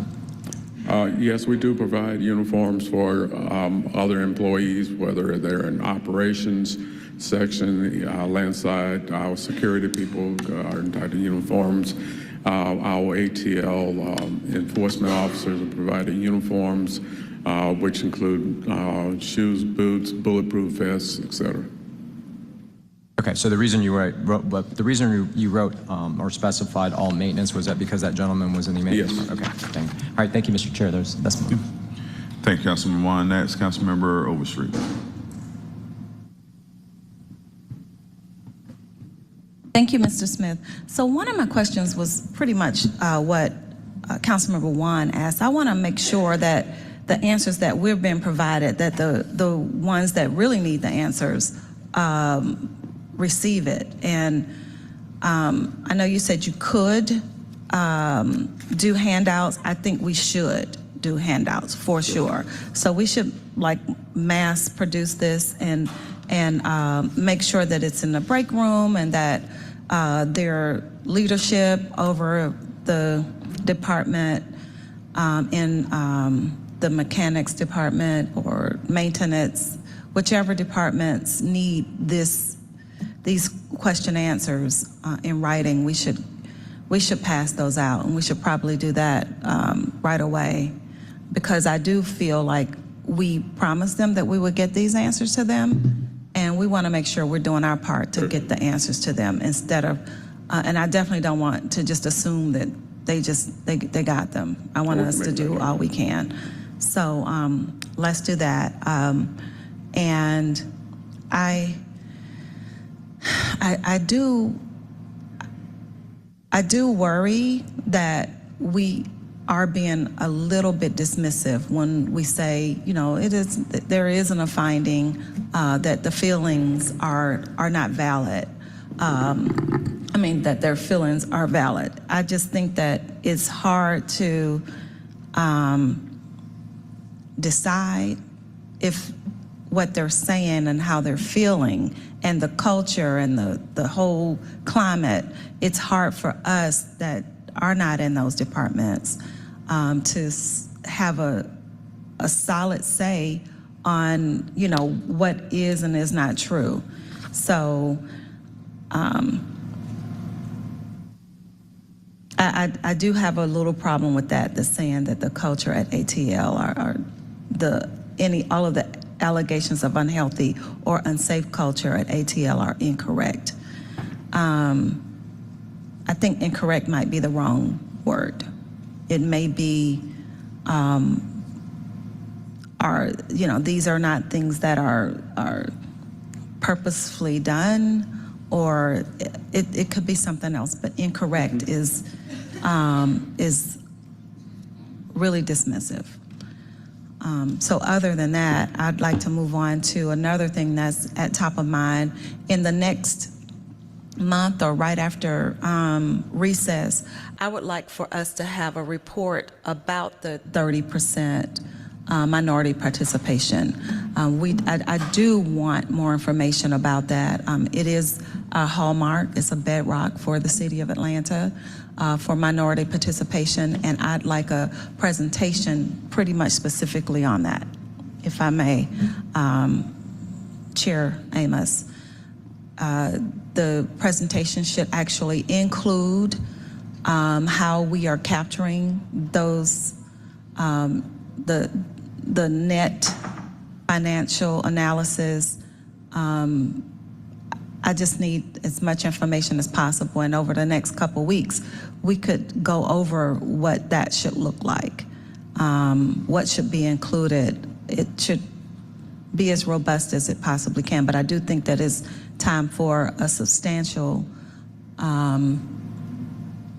a substantial presentation where that's concerned, because there are a lot of questions there, not for me in particular, but there are some gaps that we can plug in so that those questions aren't lingering. And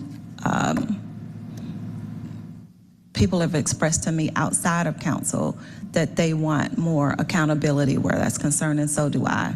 So that's a request from me as well. But at the end of the day, I do appreciate you being in the hot seat, standing before us to answer these very hard questions. It was quite moving to see everyone come a couple weeks ago to bear the laundry of the city's maintenance area, and it's important that we are transparent as possible and try to reach people where they are. And if those processes aren't as strong as they need to be, I'm open to legislation or whatever it takes for us to shore those processes up. But recap, I definitely want to make sure that we get these question answers to those that came before us. And if you could let us know how you're going to get that done a little more specific, you can just send a quick email. I sent 100 copies to whoever the lead is for this department or that one. It could be as simple as that. We just want to make sure that it's being disseminated to those that really need to read it, other than us, in addition to us. Okay? Thank you for coming with this information. I yield, Chair. Thank you, Councilwoman Overstreet. Councilman Lewis. And I wanted to talk specifically to the money, because I know you did say a lot in this employees, a lot of our folks taking care of the city, they did bring up their money. So number 10, you spoke of the city of Atlanta has recently included the compensation and job classification study. And so the moment that it gets back, we're gonna implement that. I just want to make sure we said it, because I know a lot of our workers, they're listening to this right now. They're active. They're listening to this today. Yes, of course, when it's completed and we receive direction from HR and the city regarding the pay and class study, and if there are any adjustments that need to be made, we would make those adjustments. Okay, with the $4.12 then changed to $6.30, you explained that as the $4.12 and the $2.30 that they've come up with, right? You explained that under does the Department of Aviation have the ability to give certain employees $4.12 or $6.30 in a pay increase? And so if the pay and wage study is less than the $4.12 added or less than the $6.30 added, is there room for conversation? There's always room for conversation. Okay, that's what I think that they wanted to know as well. I appreciate you. Thank you. Thank you, everyone. Mr. Smith, I think it's clear that my colleagues will be looking for more information, better ways to, because I know you want to as well, serve the workers at the airport and workers in the city, period. So thank you for being here. I, too, have some concerns about some of the answers here.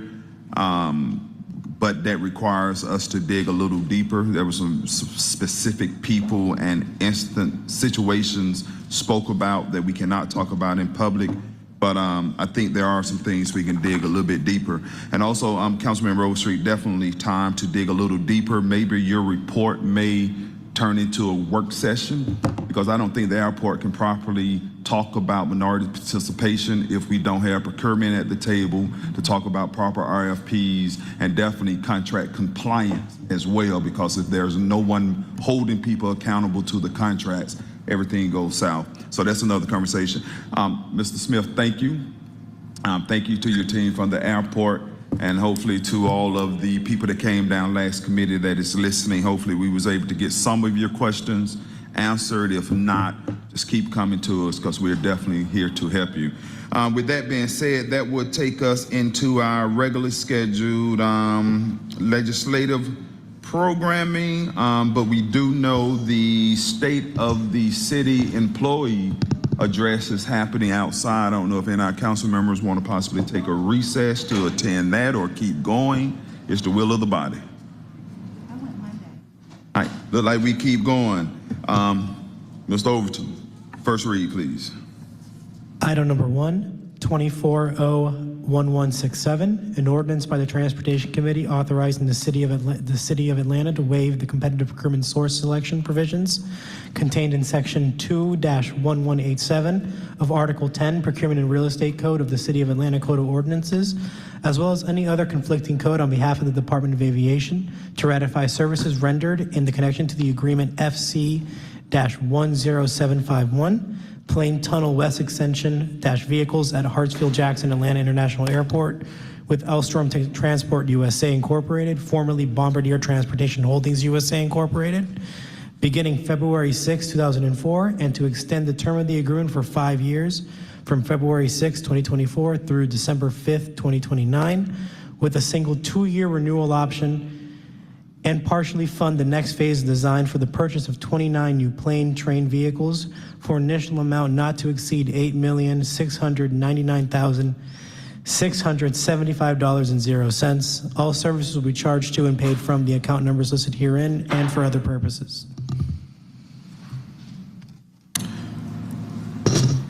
Yes. That brings us to our ordinances for second reading. First up is item number 2, number 24-01146, an ordinance by council members Dustin Hillis and Matt Westmoreland authorizing the mayor or his designee to reduce the posted speed limit on Ridgewood Road Northwest between Moores Mill Road Northwest and the northernmost intersection of West Weasley Road Northwest from 35 miles per hour to 25 miles per hour and for other purposes. Mr. Chair, there is a request for motion to hold this item. Motion to hold. Motion made, second by Juan. Vote is open.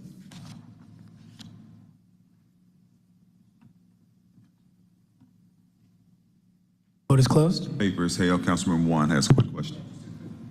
Just a quick question about speed limits in general. If someone from the department or law could let me know after this, after the meeting, but we can't lower our speed limits below 25 because of state preemption. Is that correct? I see Ms. Bromberg nodding. Deputy Commissioner, Engineering ATLDOT, that is correct. Okay, thank you.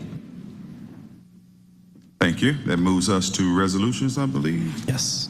Item number 3, 24R3362, a resolution by council members Andrea L. Boone and Michael Julian Bond requesting the Commissioner of the Atlanta Department of Transportation to conduct a traffic study on Rodney Drive Southwest to determine the need for any speed safety improvements such as speed monitors and for other purposes. Motion to approve. Motion been made and seconded by Councilmember Juan. Vote is open.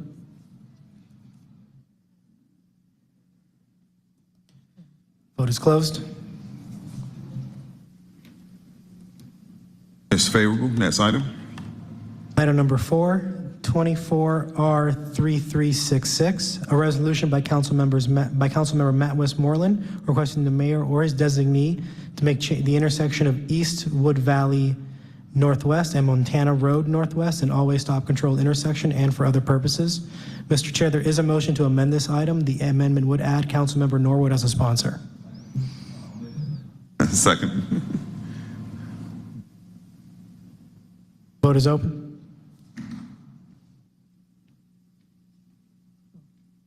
Vote is closed. The amended item is before us. So I have a note that we're holding, or are we going forward? There's a motion to hold this item. Move to hold, second by Amos. Vote is open. Vote is closed. Paper be held. Next item. Item number 5, 24R3367, a resolution by Councilmember Matt Westmoreland requesting the mayor or his designee make the intersection of Eastwood Valley Road Northwest and Northwood Valley Road Northwest an all-way stop-controlled intersection and for other purposes. Mr. Chair, there is a motion to amend this item. This amendment would add Councilmember Norwood as a sponsor. Motion to amend. Second by Juan. Vote is open. Vote is closed.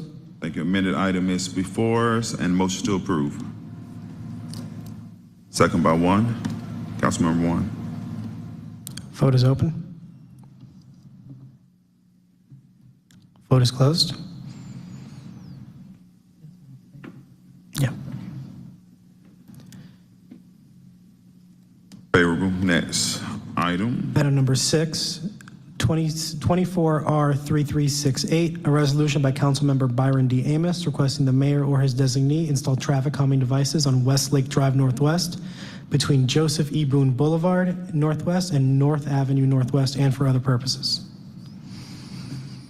Motion to approve. Second by Overstreet. Vote is open.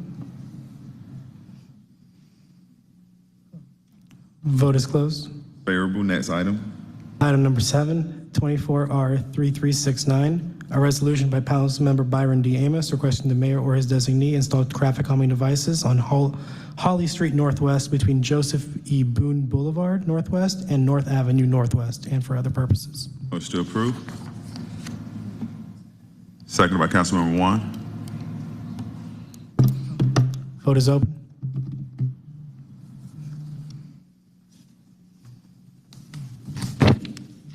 Vote is closed. Item is favorable. Next item.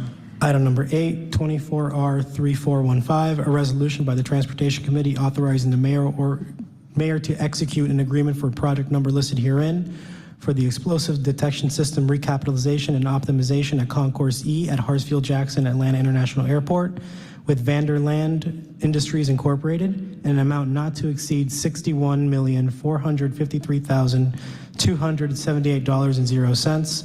All services will be charged to and paid from account numbers listed herein and for other purposes. Mr. Chair, there is a requested motion to hold this item due to the iPro report not being ready. Motion to hold. Second by Overstreet. Vote is open. Vote is closed. Paper is held. Next item. Next item, item number 9, 24R3416, a resolution by the Transportation Committee authorizing the mayor or his designee to exercise the renewal option for RFP-S-1200594 Security Access Control System Operations and Maintenance at Hartsfield-Jackson Atlanta International Airport with Dean All Security LLC on behalf of the Department of Aviation for a term of 2 years, effective May 30th, 2024 through May 29th, 2026, in an amount not to exceed $4,335,144.85. All contracted work will be charged to and paid from account numbers listed herein and for other purposes. Motion to approve. Seconded by Councilmember Juan. Vote is open. Vote is closed. Motion is favorable. Next item. Item number 10, 24R3417, a resolution by the Transportation Committee supplementing funds under contract number FC9877, AATC Business and Technical Consulting Services with the Atlanta Airlines Terminal Company in an amount not to exceed $906,677.00 for fiscal year 2024.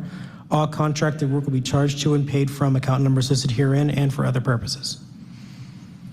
Motion to approve. Seconded by Overstreet. Vote is open.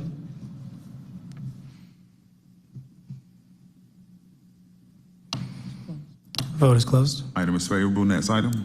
Item number 11, 24R3418, a resolution by the Transportation Committee authorizing the mayor or his designee to execute an agreement with the Atlanta Airlines Terminal Company for the Concourse A above ceiling plumbing replacement project at Hartsfield-Jackson Atlanta International Airport for a cost to a city not to exceed $800,000.00 to be charged to and paid from account numbers listed herein and for other purposes. Motion to approve. Second by Councilmember Juan. Vote is open. Vote is closed. Item is favorable. Next item. Item number 12, 24R3419, a resolution by the Transportation Committee authorizing the mayor or his designee to exercise the second renewal option for the sole source agreement for FC 10548 for Verizon Business Network Services and Verizon Business Network Services Incorporated, with Verizon Business Network Services Incorporated, on behalf of the Department of Aviation Information Services for the term of 1 year, effective April 20th, 2024 through April 2025, for an amount not to exceed $358,932.96. All contracted work will be charged to and paid from account numbers listed herein and for other purposes. Motion to approve. Second by Councilmember Juan. Vote is open. The Vote is item is closed. favorable. Next item.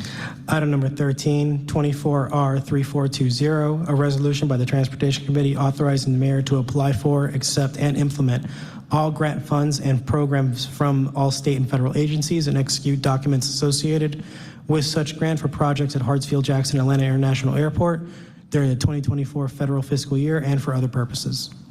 Motion to approve.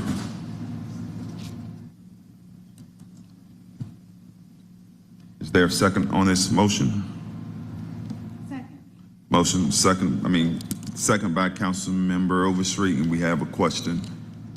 Hoping there's someone from the department that can come speak to this. We haven't done this before, correct, in terms of just giving a blanket authorization to go apply for grants. If that is the case, I just want to get a sense of what the magnitude typically is over the course of a year. I do see in the legislation that there is a quarterly report back to which makes me feel a lot better, but if you could answer those two questions, that'd be great. Correct, yes. We do this legislation every year. You need to identify yourself. Brian Benefield, Department of Aviation, Deputy General Manager, Chief Financial Officer. We do this legislation each year, and to the point that you made, we provide the quarterly reporting. The magnitude changes from year to year because this can be AIP grants and other grants, but we also have this year the bipartisan infrastructure bill grants, which make the magnitude much larger than in prior years. But certainly, if there's additional information, we're happy to provide. So. Well, I'm good. Thank you. Councilmember Overstreet. And that's exactly what I was going to say. This is kind of reminding me of how we were doing accounting for the COVID relief dollars, which you all did a phenomenal job of reporting to us exactly the breakdown on a regular basis. And with the infrastructure bond, I'm thinking that this is probably the same thing. Correct. You know, yes. the same type of accounting. Would you do it the same way? Similar way. We actually have a schedule each year for every grant that we apply for and receive. In this case, these are all what we would consider capital grants. So that would be on our list of all capital grants, including the airport improvement grants, but also bipartisan infrastructure bill and any other grant that we get from a capital side. But to your primary question, yes, it would be very similar. Okay. Thank you. Thank you.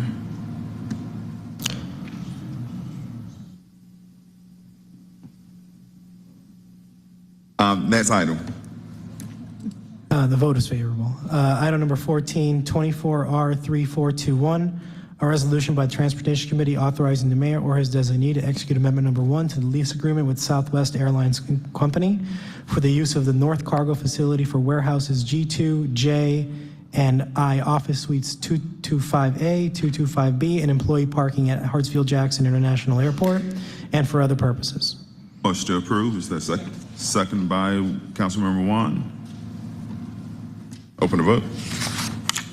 Vote is open. Item is favorable. Committee, that brings us to our dual refer items. There are none, which takes us to our papers held in committee. To my understanding, we're pulling off item number 24 and 29. Mr. Overton, sound 24, please. There is a request for a motion to substitute for item number 24. The substitute edits the recitals to align them more with city code and state law. Second by Overstreet. Vote is open. Vote is closed. And the item is, substitute item is before us. Motion to approve. Well, Oh, yeah, down the caps. a substitute ordinance by council members Byron D. Amos, Antonio Lewis, Marcy Collier Overstreet, and Keisha Shawn Waits to amend Chapter 22, Article 2, Division 7, and to amend Chapter 162, Article 2 of the City of Atlanta Code of Ordinances, to amend the City of Atlanta's regulations related to taxi cab and rideshare services to ensure that a level playing field is maintained between vehicle for hire services by providing that taxi cabs may utilize a cellular telephone, portable telephone, a standalone computer, a global positioning system receiver, or a substantially similar portable wireless device as a taximeter. And by repealing the requirement that taxi cab companies must have all their taxi cabs painted the same color in favor of requirements applicable to rideshare drivers under state law, to raise the permissible age of taxi and rideshare vehicle from 7 years to 10, and to reduce the burden of entry of taxi, limousine, and rideshare drivers desiring to operate at the airport by repealing the requirement of a vehicle inspection as a prerequisite to an issuance of a permit to operate at the airport and for other purposes. Now I make a motion to approve.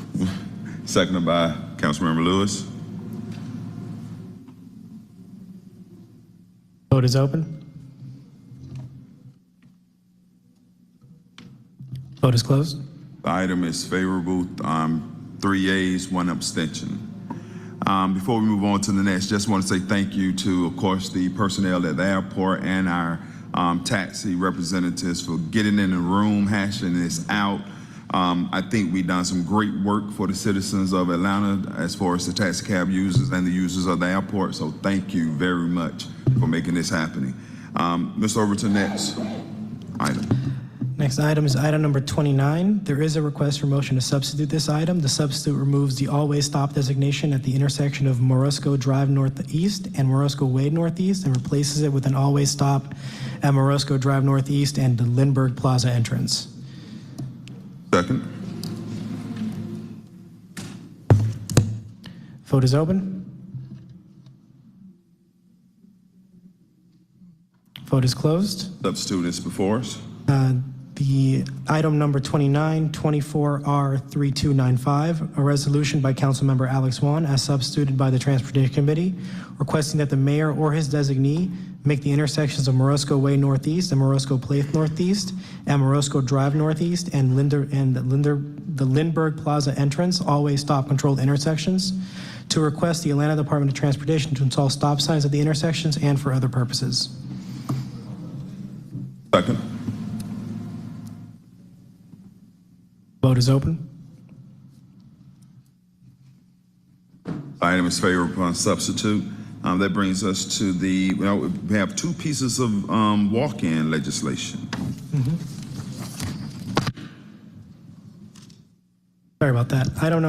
The first piece of walking legislation is a resolution by the Transportation Committee authorizing the mayor or his designee to execute a project management agreement with the Buckhead Community Improvement District for the Lennox Road Corridor Trail and Safety Improvements from East Paces Ferry Road to State Road 1451, otherwise known as the Peachtree Road Project, to execute any required agreements for the project, participation, and implementation on behalf of the Atlanta Department of Transportation and for other purposes.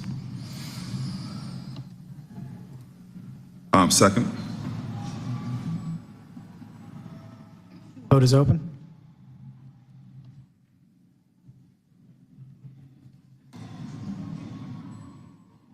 Vote is closed.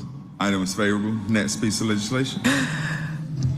The last piece of legislation for the day is a resolution by the Transportation Committee to amend item number 23R4545, adopted by the Atlanta City Council on January 8th, 2024, and approved per city charter section 2-403 on January 17th, 2024, to add the omitted account information and funding sources for the Atlanta Department of Transportation. All other parts of this legislation remain unchanged and for other purposes. Second.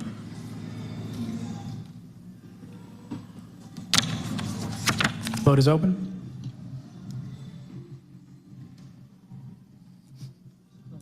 Vote is closed. Item is favorable. Committee, I think that brings us to the end of our legislative affairs.